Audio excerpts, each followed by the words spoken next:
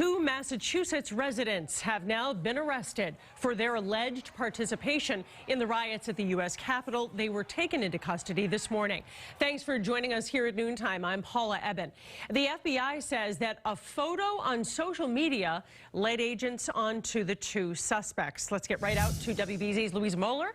She's live outside federal court with what we know so far. Louisa?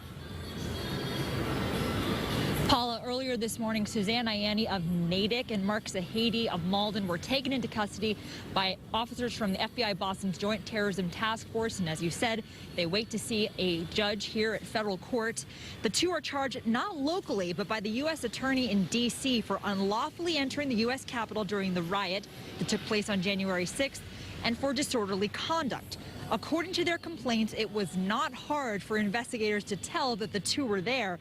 A photo circulating on social media and in news media showed Ianni and Zahedi pictured inside the Capitol, Ianni with her fist in the air. Now, the two rode down to Washington, D.C. with a group called Super Happy Fun America.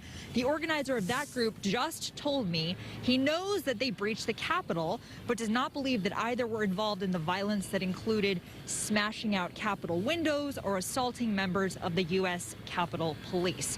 Now, last week, Massachusetts U.S. Attorney told me that there was a flood of information coming in about residents of Massachusetts who had traveled down to D.C. on January 6th, but it was more difficult to charge them in Massachusetts because he would have to prove that they intended to cause violence and damage before they left the state. We're live outside federal court. Louisa Moller, WBZ News.